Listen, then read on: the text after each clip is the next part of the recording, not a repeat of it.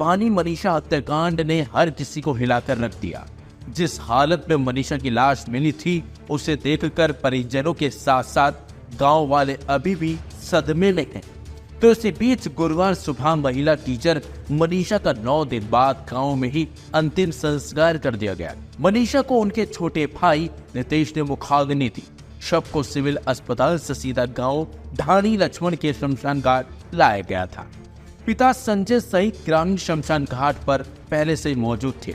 जैसे ही मनीषा को मुखाग्नि दी गई, वैसे ही पूरा परिवार और गांव वाले फूट फूट कर रोने लगे। इस दौरान गांव वालों ने मनीषा अमर रहे के नारे भी लगाए। आपको बता दें, बुधवार को दिल्ली एम्स में पोस्टमार्टम के बाद शव को सिविल अस्पताल ले जाया गया था। मनीषा के अंतिम संस्कार के लिए परिवार बुधवार को शाम करीब 6 बजे रांची भी हो गया था।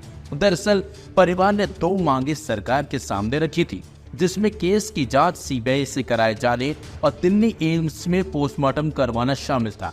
वहीं मनीषा के दादा रामकिशन ने धरने में कहा कि हमारी जो मांगे थी वो पूरी सरकार ने कर दी है, हम बेटे का अंतिम संस्कार करना चाहते हैं। इसके बाद गांव वालों ने धरना खत्म किया और फिर मनीषा का गुरुवार को अंतिम संस्कार कर दिया गया। हुआ यह था कि बुधवार को मुख्यमंत्री नायब सैनी ने खुद जानकारी दी थी कि मनीषा के परिवार की मांग के आधार पर सरकार निष्पक्ष जांच के लिए केस सीबीआई को सौंपने जा रही है। आपको बता दें, भिवानी के गांव ढाणी लक्ष्मण की 18 साल की मनीषा पड़ोस के गांव सिंघानी के निजी प्ले स्कूल में शिक्षिका थी। 11 अगस्त को मनीषा स्कूल गई लेकिन वापस नहीं लौटी। 13 अगस्त को खेतों में उसका शव मिला। परिवार ग्रामीणों ने दुष्कर्म और हत्या के आरोप लगाए थे। वहीं प्रदेश सरकार ने दिल्ली एम्स से पहले 2 बार भिवानी और रोहतक पीजीआई में पोस्टमार्टम करवाया। दोनों रिपोर्ट्स में मौत जहर से होने और दुष्कर्म न होने की पुष्टि हुई। घटना के विरोध में पूरे प्रदेश में कई जगह प्रदर्शन भी हुए।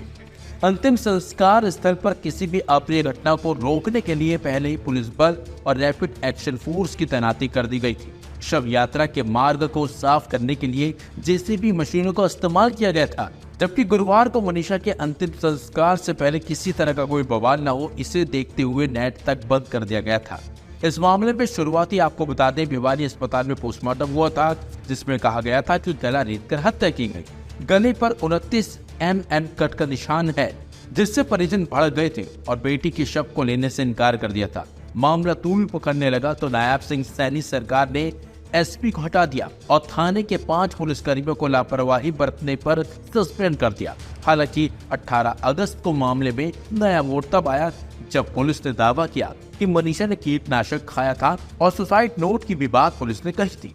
पोस्टमार्टम दोबारा पीजीआई रोहतक में हुआ और मेडिकल बोर्ड ने कहा कि पेट में कीटनाशक मिला है और रेप नहीं हुआ है।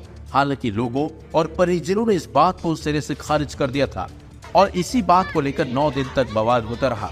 बेटी के गांव के आसपास पुलिस की फौज तैनात कर दी गई थी ताकि कोई बवाल न हो, लेकिन अब परिवार मान गया क्योंकि परिवार की बातों को सरकार ने मान लिया। इसी के बाद गुरुवार को मनीषा का अंतिम संस्कार कर दिया गया और अब सीबीआई जांच इस मामले में अब जुट चुकी है और अब देखना होगा कि इस मामले में अब क्या कुछ सीबीआई सामने लेकर।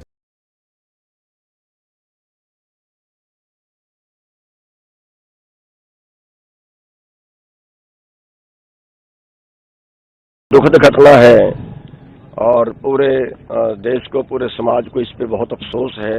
ये घटनाएं नहीं होनी चाहिए और सरकार से हम अनुरोध करेंगे कि इस पे सख्ताई बरते। बहुत घटनाएं बढ़ गई हैं, इस पे सख्ताई बरते।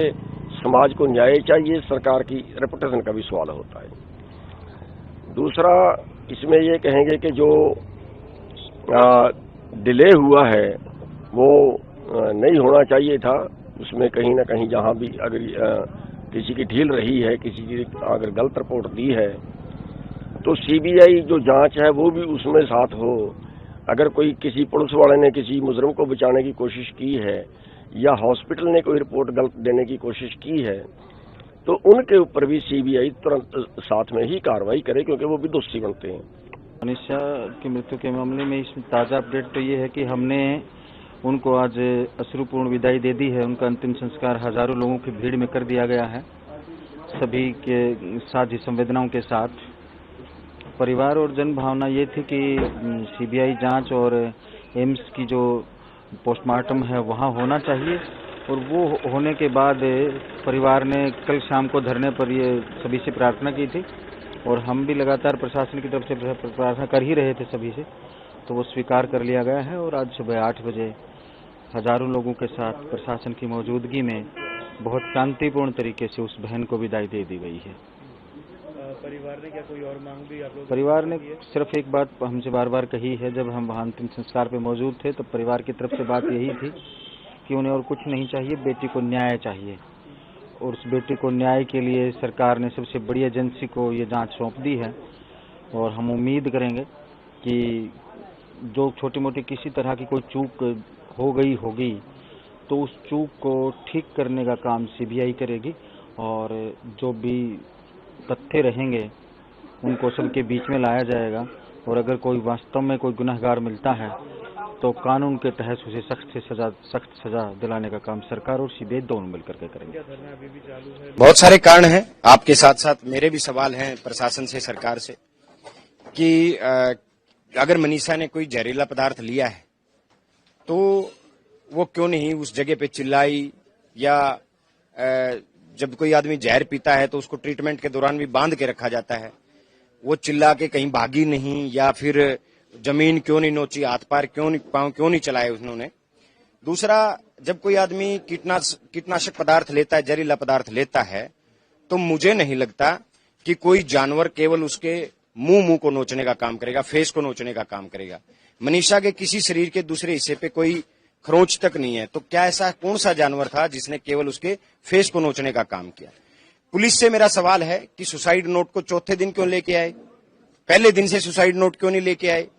और स्टूडेंट लाइफ में कौन ऐसा है जो व्हाइट पेपर यूज करता है, A4 पेपर यूज करता है, चाहे कितना ही बड़ा स्टूडेंट हो जाए, लेनदार पेपर यूज करता है। तो बहुत सारे सवाल ऐसे हैं। लिखावट की बात, जहां अब आप सबसे बड़ी बात, राइटिंग जो है, हैंड राइटिंग जो मैच है, फोरेंसिक जो रिपोर्ट जो आती है वहां से, हैंड राइटिंग की जो रिपोर्ट आती है मैच की, वो उसको आने में कम से कम हफ्तों या महीनों का समय लग जाता है। कैसे जिस दिन सुसाइड नोट आया उसी दिन कैसे वो रिपोर्ट भी आ गई। आज तक तो हरियाणा के इतिहास में ऐसा हुआ नहीं, लेकिन इस केस में ऐसे कैसे हुआ। तो ऐसे बहुत सारे कारण हैं जिन्हें पूरे हरियाणा के लोगों को, हमें ये लग रहा है